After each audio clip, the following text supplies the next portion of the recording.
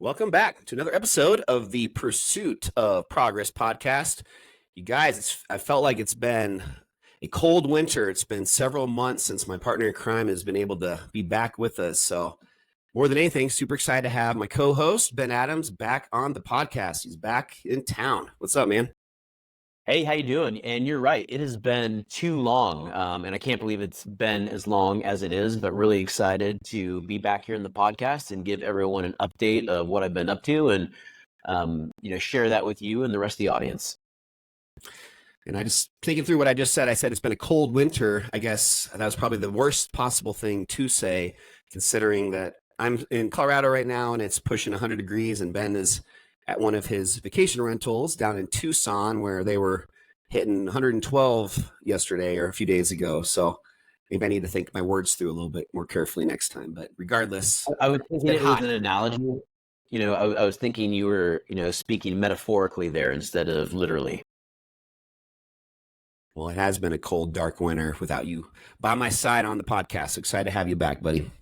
Well, excited to be back, so thank you for the warm. So let's start with just getting a little bit of an update, man. I want to hear about your trip, just what you've been up to. It's been over a month, I think, since we've had you on the show. So give our audience just a little bit of an update on what you and your family have been up to. Yeah, right now I'm down here in Tucson, Arizona. As you mentioned, we are what I love about Tucson is that it really is one of the most unique places in the world. I've always said that the Sonoran Desert down here, it'll get up to 115, 120 degrees in the summer, but it's still crawling and thriving with ant life, plant life, animal life. You have the saguaro cactus down here. Since we've been down here the 5 nights, I've seen roadrunners, coyotes, lizards, all different types of birds, quail running around. And so I really do love coming down here this time of year. Prior to that, though, I was in Europe for 25 days with myself, my girlfriend, the kids, and then also my aunt from California met us out there. And none of us have ever gone on a trip that long. We visited 4 different countries over 25 days. And this was a fun stat that we had. We had a total of 8 flights over that 25-day period, just between all the different places that we were going. So what were the 4 countries? I know one of those is kind of an outlier, I think, correct? One of those Canada, and then the other 3 are in Europe. Yeah, that's exactly right. We spent one night in Canada on the way back. So that was in Calgary. We were only there for a night. But we started off in Paris. We spent 8 nights in Paris, France, then went to Rome, Italy. We were there for 5 nights. And from there, moved on to Berlin, spent 6 nights in Berlin, and then went back to France, back to Paris, spent 4 more nights in Paris, and then 1 night in Calgary, and then came home back to the USA after 25 nights. Sounds like a hell of a trip, man. So give us a few favorite moments. First thing I always think of, especially talking about Italy and France, is just the food. So I'm sure you guys had some incredible food that I think of, those places as kind of the stereotypical, like in Italy, pizza, pasta, but I'm sure maybe they have some other things that were unique or just things that really stood out as just being incredible. Yeah, the food scene really in all of Europe is so different than what we have in the United States. Paris in particular, it was so fun just walking around, and it's so easy to get around in a lot of these European countries as far as the transportation. There's trams, buses, subways. They're also very big on biking. France and Berlin in particular had excellent biking systems. And then you also have a lot of people that just being new to Europe and not having been there for 20 years, I really enjoyed walking as much as we could. And it's funny because if you look at my health stats and how many steps I took, I mean, I was averaging, 30,000 steps a day just with all of the walking that we were doing.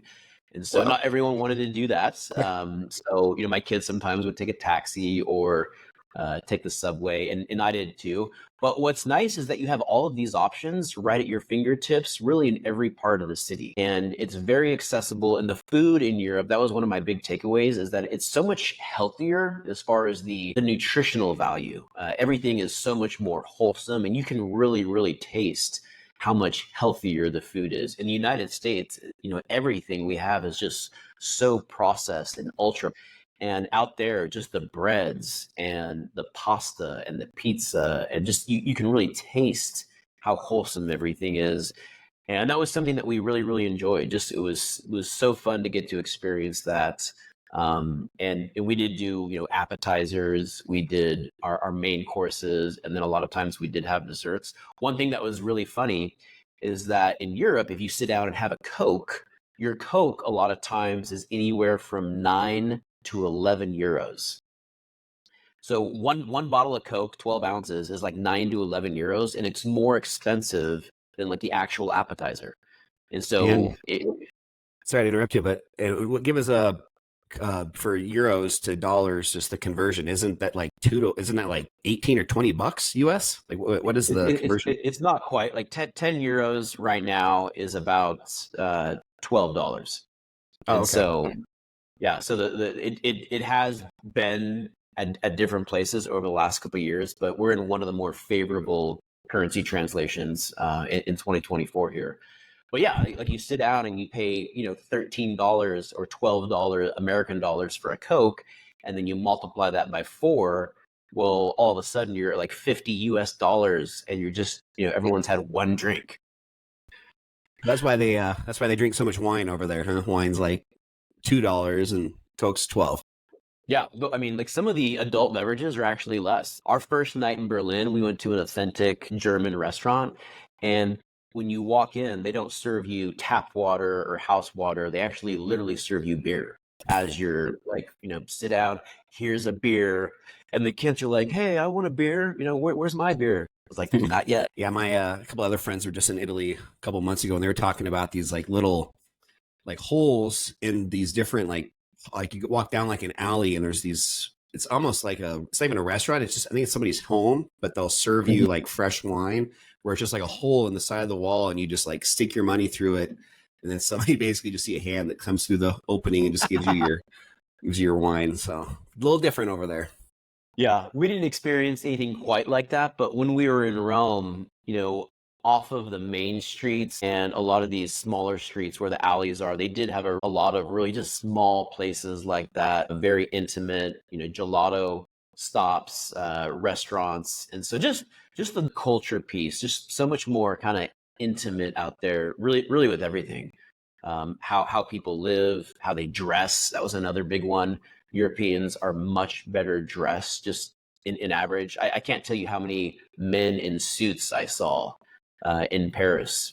Just walking down the street in a suit. The women a lot of times are very, very dressed up. And another thing that I really notice is that when you look at like U.S. obesity rates, how that really is kind of a crisis here in the U.S. Like you do not see that in Europe at all. Your average European is much healthier. There's not nearly as many that are overweight, and so that was one big thing.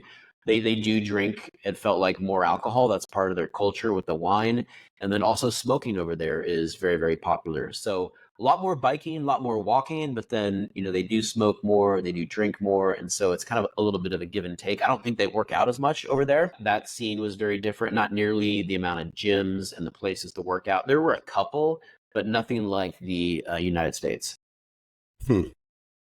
It is interesting how they have certain aspects where they're healthier, and then others where they haven't really caught up to the U.S. on, especially with the smoking. That's I know. crazy to me.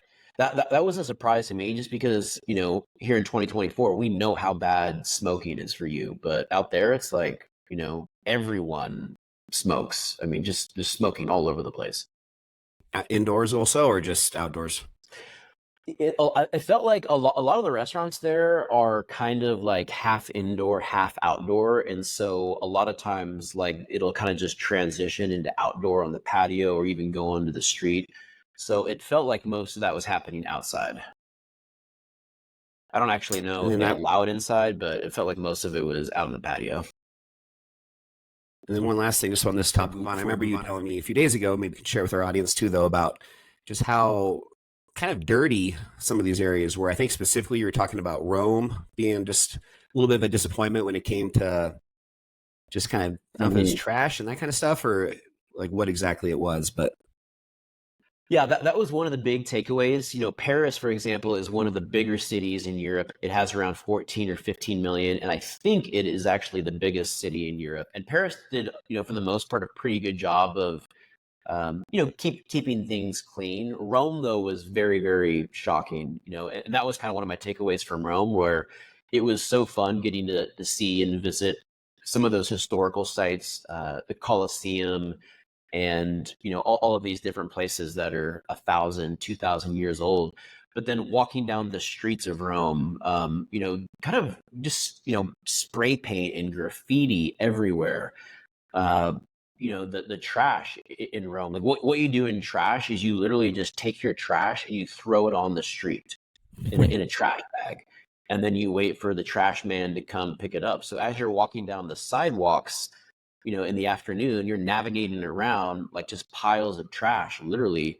And so it smells, and it just kind of, the vibe is a little bit different, but that's just how they do it down there. The driving in Rome was extremely, extremely aggressive. Rome, like Berlin and Paris, is very pedestrian heavy, so a lot of people walk, but some of these cars are going so fast, just like walking across the street, and they're coming at you like 50 miles an hour, and you're in a crosswalk, and they just slam their brakes on like right before they get to you. So it was a little traumatizing at times, just walking around with the traffic. And then did you see a lot of stuff going on with the Olympics coming up in France and Paris? Did you see a lot of preparation? I mean, you're just there just a couple weeks before that's all getting kicked off. I Yeah. think it's next week.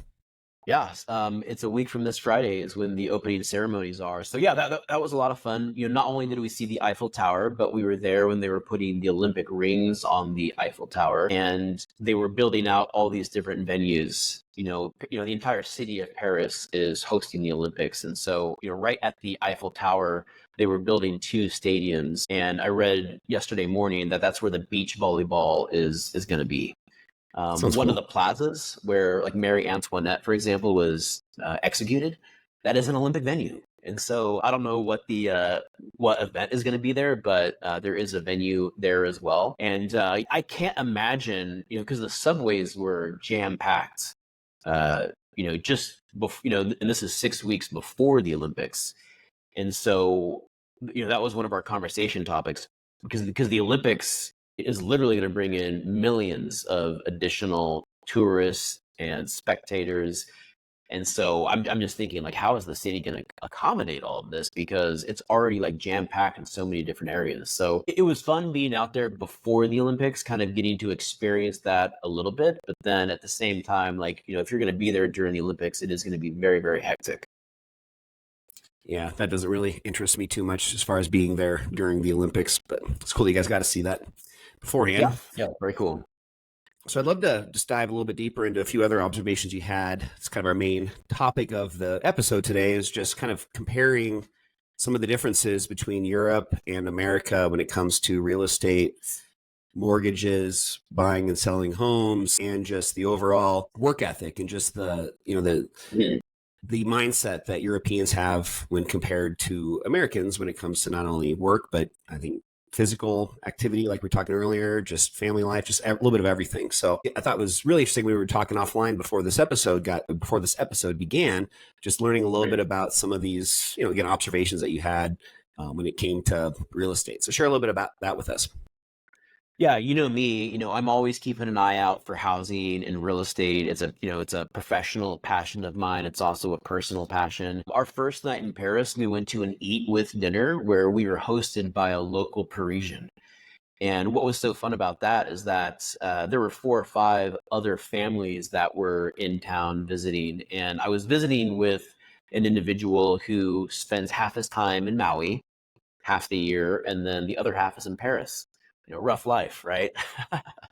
But so one of the interesting things is the how immigration works there. If you are not a national, and so if you are someone who doesn't have, if you're not a citizen, you can only be in Paris or France for 90 consecutive days, and then you have to leave for 90 consecutive days before you can return. So even though this individual, he actually owned a flat in Paris that was very, very nice, he's only allowed to be at that property for no more than 90 days consecutively. So what he does is he comes to Paris, He's there for 90 days. He goes back to Hawaii, there for 90 days, and then he kind of comes back. So every 3 months, he's going back and forth. And the only way to navigate around that is by becoming a citizen. And that can be, there can be some challenges with that.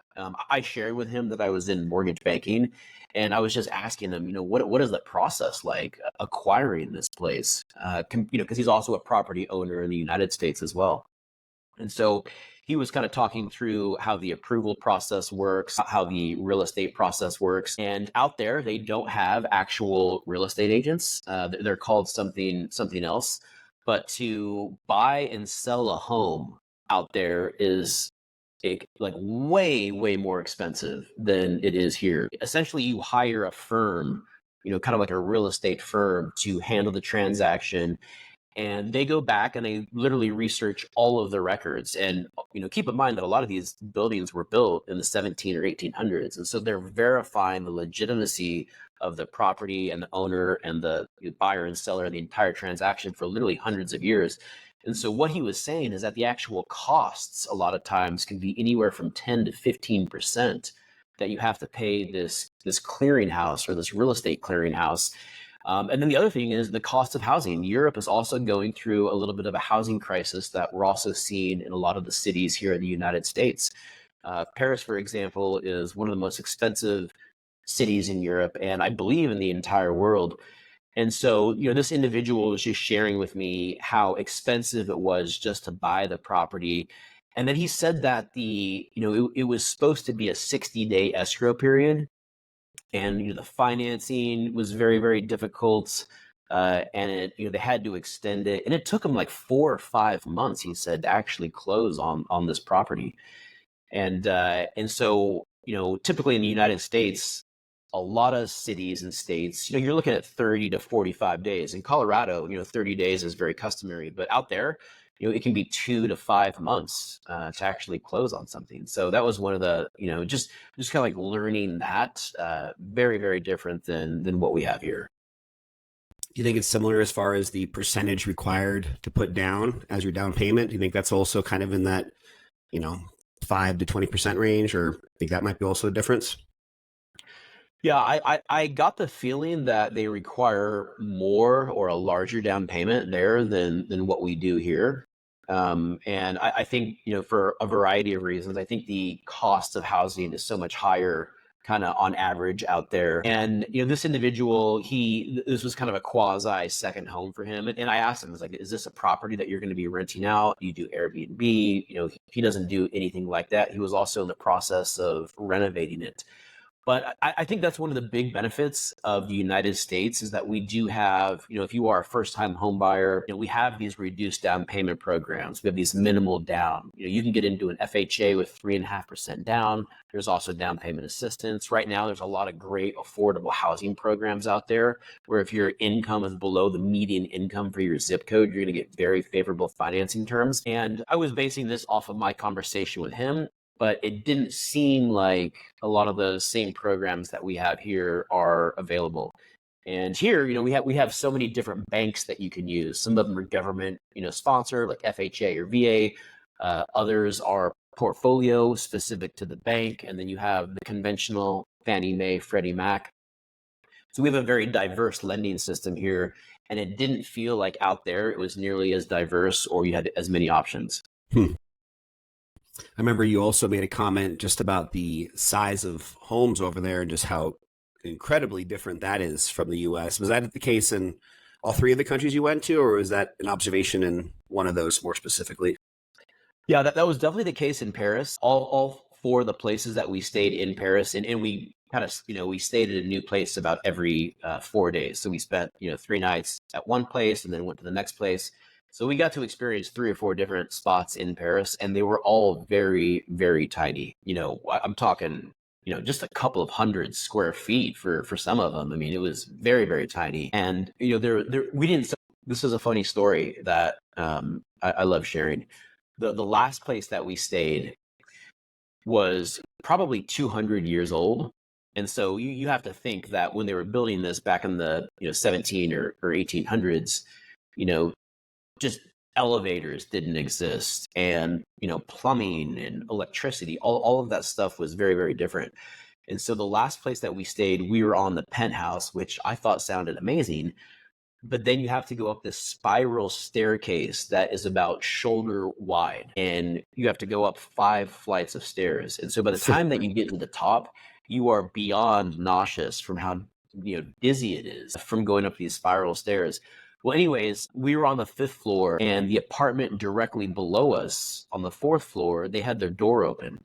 And so in this specific apartment, when you opened the door, guess what you walked into when you opened the door? I hope you don't say in the bathroom. The toilet. Literally, the toilet was on the landing of the front door. And that's not, I mean, I wouldn't say it's normal out there, but it's not uncommon. And so like you literally open the front door and there is the toilet, like literally like within a foot of the front door.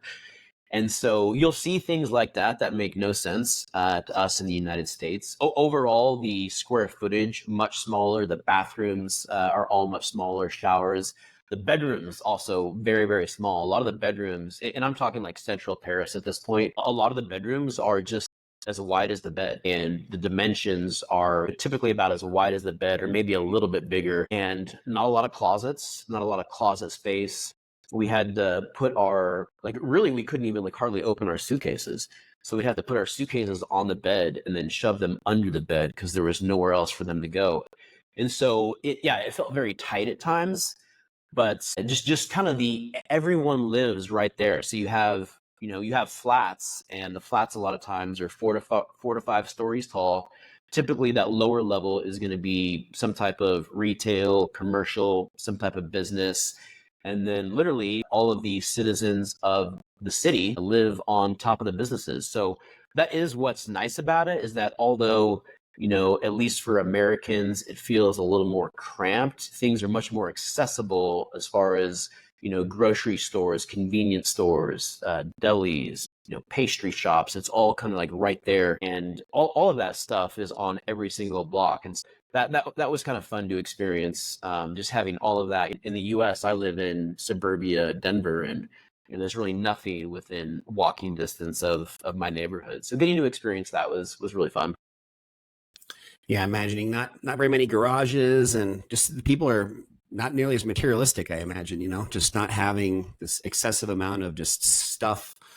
When you're, living in a place like that, you don't have anywhere to put that stuff. So that is such a great point, because you don't you can't have a lot of stuff there because there's no room. And to your point about the cars, you don't, if you live in a big European city, you probably don't want to own a vehicle because they don't have parking garages there, and all of the restaurants and the places, there's no parking lots anywhere. And so, you see taxis and Ubers on the road. If you own a car, you're more than likely going to have to park it on the street, and there's just not hardly any parking, and there's no private parking. And even if you were going to drive somewhere to your friend's house, and then you have to go park, and that's a huge problem. There's nowhere to park. So that, and then you don't really see yards. A lot of the flats will have a courtyard on the inside. And that was fun, where there's a small courtyard for everyone to share, but you don't really have a front yard, or there's no porch or no patio in most cases. You can't let your dog go play in the backyard because no one has backyards. The way that they make up for that, there's a lot of parks, and the parks are there's smaller parks, bigger parks, larger parks. But they're in all of these small little communities. And so, that's what everyone does is, you take your dog to the park. And one other quick thing, I have never seen so many dogs off leash as in Paris. If you have a dog, they must train it out there, but the dogs in Paris do not walk on leash. Every dog, for the most part, walks off leash. it's a little different. I was thinking about my dogs. I was like, dude, if my dogs were here, this would be a catastrophe. They would just run us off. Yeah, you'd be in jail probably too. Yeah, that's right. So I'd love to just kind of close out this episode a little bit more in depth on again, comparing Europe to the USA when it comes to the median income of individuals over there, just what people are making, and just some of that side of things, because I know I've kind of had friends in the past that have either lived over in Europe or even just had a few friends way back in the day that were doing like study abroad type stuff in the US that I got to be pretty close with, where, they were just talking about how they really don't have the same sense of like always wanting more and more and more. And like America, there's never this level of contentment for a lot of people. And I'll admit that I fall into that category too, where you always want to, be making more money and more this, more that. And it just Yeah. seems like Europe has a much more kind of grounded approach to life when it comes to work, play, what they consider adequate amount of money to live on, all that kind of stuff. So I know you had some statistics and just some really cool info that I thought was valuable when I was just reviewing it earlier. Yeah, and that's such a great point because how they live their life out there, I would say it's much more leisure focused. I feel like in the United States, I do feel like this is changing a little bit where we're not putting as much of an emphasis on work and working long hours, but over there, it's still much more balanced. And just being someone who is, again, very interested in real estate, business, I had a lot of conversation with individuals out there. And one thing that is very, very difficult is just to be a business owner in France and a lot of these other European countries. A lot of them are part of the European Union, but then the country will still have its own, rules and requirements, the do's and don'ts as far as owning a business. And that can vary widely from one country to the next. One thing that's really, really interesting is when you look at the median income in Europe compared to the United States, it's about 44,000 per household in Europe, whereas right now in the United States, the median income is around 74,500. So a very, very big discrepancy in median income. And keep in mind that 15 years ago, the median income for Europe compared to the US was, almost identical. And so over the last 15 years, things in the US, our income has continued to increase. But then not only that, the tax system out there is very, very different. The tax rate in a lot of these countries is much, much higher than what it is in the United States. And so on average, they're making less money, and then their tax rate can be significantly higher. But they also have government programs that I think a lot of people would consider in some cases superior to ours, kind of their healthcare system and just kind of some of their other government provided systems. A lot of that is included in kind of in the tax rate. So I found that very, very interesting. And I didn't go to England, but this is something that really fascinated me. I was reading an article while I was there, and the United Kingdom left the European Union a couple of years ago, as you probably know. And part of that was, there are a lot of reasons, but part of that they wanted to be able to develop more direct relations with the United States themselves, instead of through the European Union. So that was one of the big reasons why they did that. But to kind of put things in perspective, England as a country, if they were in the United States, their GDP they would be the first state in GDP. So right now, the state of Mississippi has the lowest GDP in the United States. And if England, the entire country, were a state in the US, they would be less than Mississippi.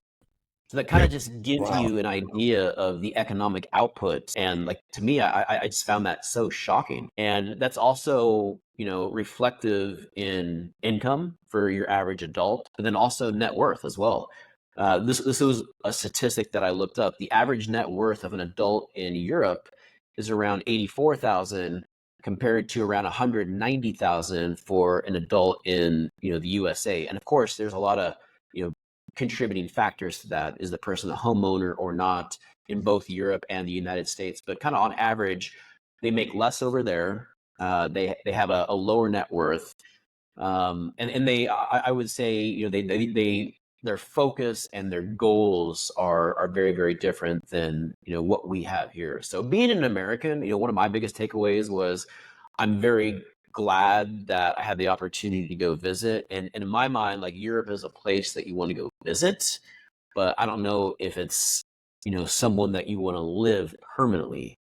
Maybe if you might want to retire there, you might want to have a second home there, spend some time there every year. But we do have a lot of incredible advantages of being Americans. And that was another big takeaway of mine, is just how thankful and how much gratitude I have for being an American, all the opportunities and privileges that we have here. Because even in a Europe, which is considered part of the West, they live very differently than we do. Just hearing you talk about some of that net worth stuff was just had my brain going in a little different direction. Just wondering, what percentage of people in France, for example, are homeowners versus renters. And, you hear a lot of statistics in the US when they compare the difference in net worth of a renter versus a homeowner. And it's staggering. I think it's like $8,000 net worth for a renter, and then a homeowners over 100,000, pretty crazy difference between those two. I just wonder if the fact that the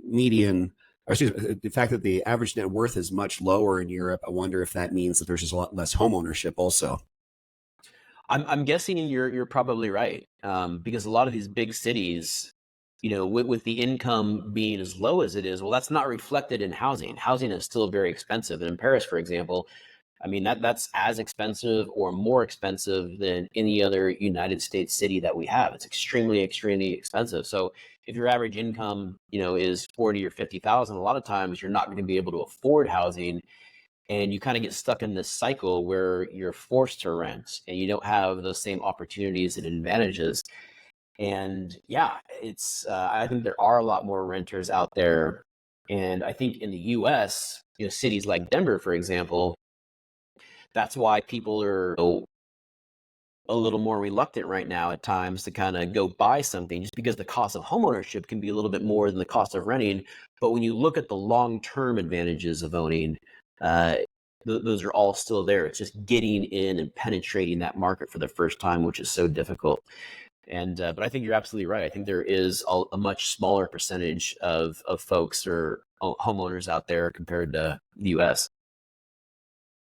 Yeah, it'd be interesting to also find out of the ownership over there. Is it, people that are just owning one family home that maybe they got passed down from generation to generation, or if it's, bigger corporations that are, like BlackRock type scenarios here in the United States, where there's corporations that own just a ton of real estate and they're renting those back to, French people or wherever European country we're talking about.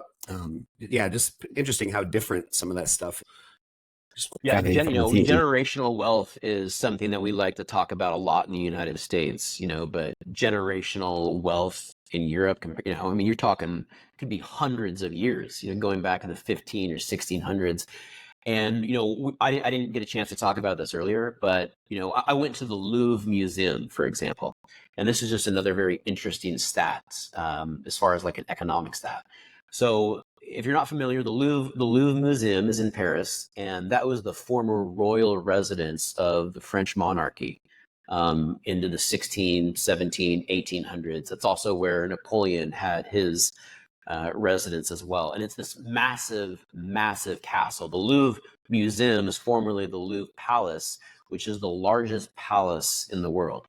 Now, this palace also holds some of the most incredible art in the world now. So it used to be a palace and now it's a museum, and the entire museum is full of art. That's where the Mona Lisa is housed at. And so I was just, looking this up, like how much, what is the value of the Louvre Palace by itself without the art? And it's valued at several $billion. I think it was like $2 or $3 billion. And then I did a search for, what is the value of this palace with the art? And that was estimated around like 9 or 10 billion. And so this entire immaculate palace, and I think it has something like 300,000 square feet, and it's probably even more than that because it is just so overwhelmingly big. And then it has, some of the most famous art in the world, and it's still only valued at like 9 or 10 billion. And then you think of some of these billionaires, and I'm just thinking to myself, someone like an Elon Musk or a Jeff Bezos, they could go and buy this thing like 20 times over with all of the art in there. And obviously, a lot of the art in there is priceless and you can't really put a price tag on it. But just like, and that was kind of like my aha moment. Like, what does $1 billion really look like?